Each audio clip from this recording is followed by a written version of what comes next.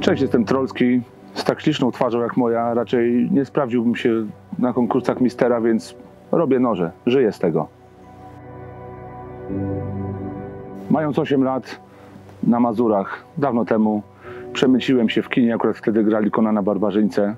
Pierwsze 3 minuty, kiedy odkuwany jest miecz Konana, to była magia. Postanowiłem, że w przyszłości chcę formować golące żelazo. Nie sądziłem, że szczenięce marzenie się ziści, ale ziściło się i od 15 lat robię noże, z czego od 3 lat żyję z tego i utrzymuję rodzinę. Na Grunwaldzie jakieś 16 lat temu był sobie kowal z takim obwoźnym stanowiskiem kowalskim i bardzo długo stałem i się patrzyłem. W pewnym momencie podszedł do mnie, dał mi młotek do ręki i powiedział: masz, spróbuj, zobaczymy, co się stanie. To były pierwsze moje, powiedzmy, próby kowalskie. Powstało coś wyjątkowo brzydkiego, już nawet nie pamiętam co, ale coś wtedy przeskoczyło. Postanowiłem, że chcę to robić. Wtedy jeszcze nie wiedziałem, że w tak poważnym stopniu jak teraz, ale że chcę to robić. I zaczęło się przeglądanie internetu, kompletowanie podstawowych narzędzi. Pierwsze próby, powiedzmy, trudno nazwać nożami, były to raczej ostre kawałki blachy. Z każdego noża na nóż starałem się być lepszy. Taka moja, powiedzmy, droga do perfekcji. Zresztą, którą realizuję do dzisiaj, bo pomimo tylu lat dalej chcę się uczyć, chcę być coraz lepszy w tym, co robię.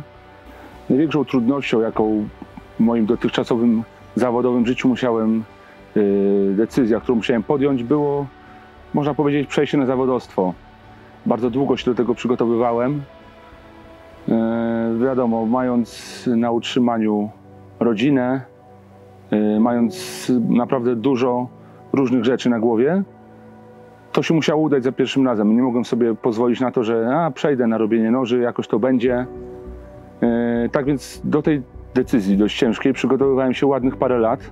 Przełom nastąpił, może to zabrzmi romantycznie, ale w 35. urodziny obudziłem się rano, niebieskie niebo i mówię do żony: kochanie, dzisiaj jest sobota, w poniedziałek idę złożyć wypowiedzenie. No, żona, która od zawsze mnie wspierała, powiedziała: no w końcu. Tak więc wsparcie osób najbliższych w podjęciu tak trudnej decyzji było bardzo kluczowe. Natomiast z perspektywy czasu uważam, że była to najlepsza decyzja w moim życiu. Bycie sobie samemu stateczkiem na tym dużym morzu jest trudne, czasami zawieje, wieje, natomiast satysfakcja pod koniec dnia, kiedy trzymam coś finalnie gotowego w ręce, jest wspaniała. No, nie oszukujmy się, w korporacji po całym dniu miałem plik excelowski na pulpicie, a tutaj pod koniec dnia mam coś, czego ktoś będzie używał w ekstremalnych warunkach i pomoże mu to przeżyć.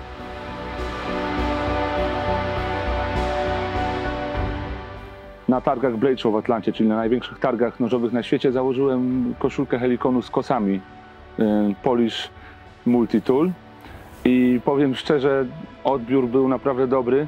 Wyobraźcie sobie, że Amerykanie naprawdę znają naszą historię, wiedzą, że laliśmy się regularnie i z sąsiadami po lewej stronie i po prawej.